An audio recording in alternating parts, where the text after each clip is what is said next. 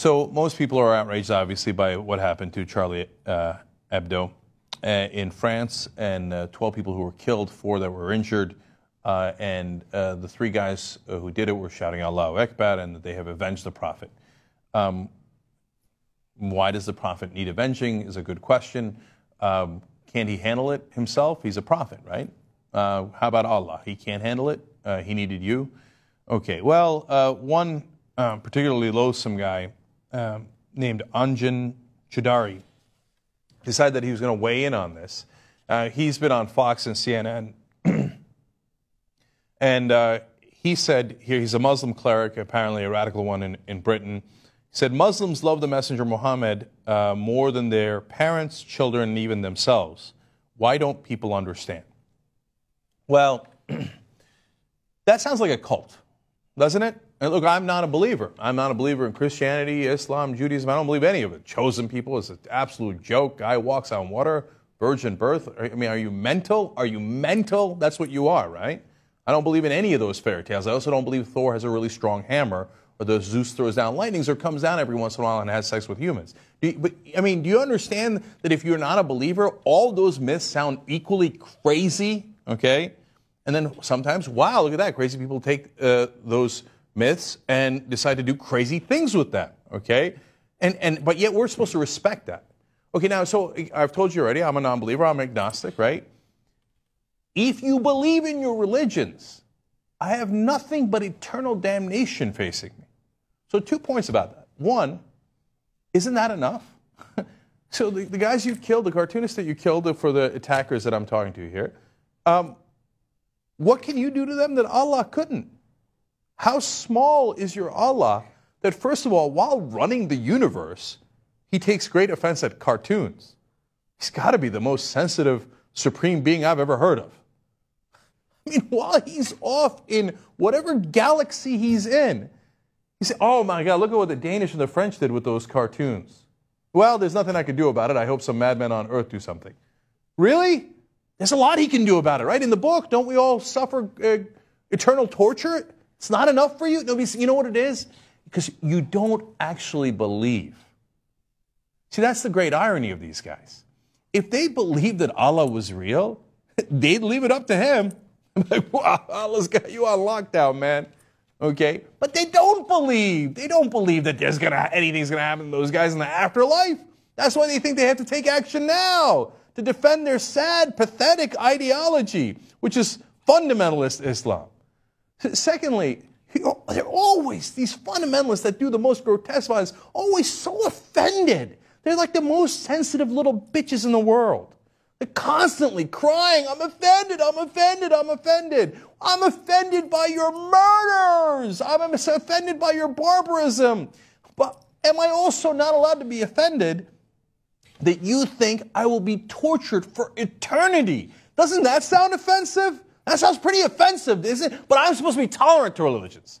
I'm supposed to say, no, we don't want to offend them. We don't want to offend them. They say we will be burned alive for the rest of time after we pass away.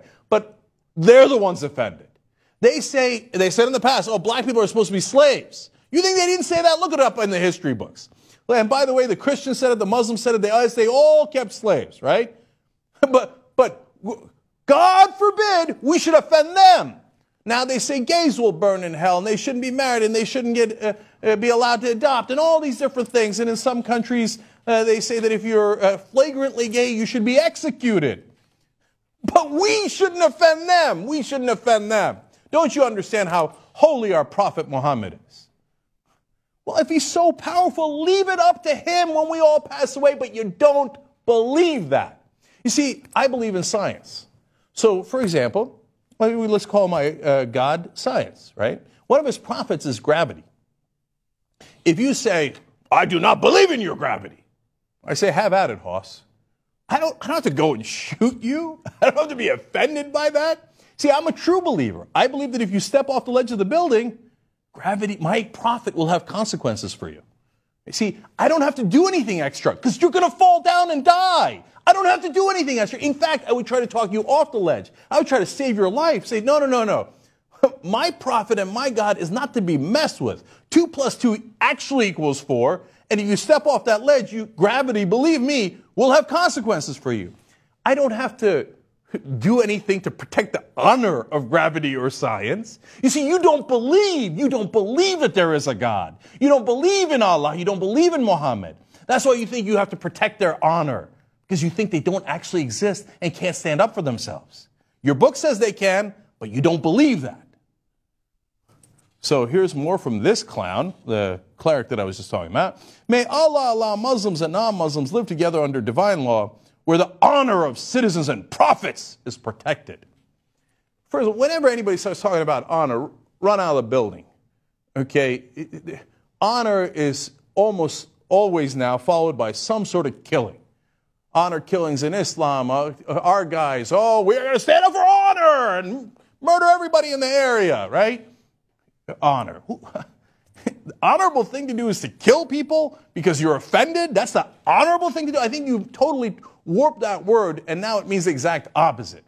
You have somehow offended my sensibilities, so because of that, I will murder you because of honor. Screw your honor. Your honor is the most immoral thing on the planet.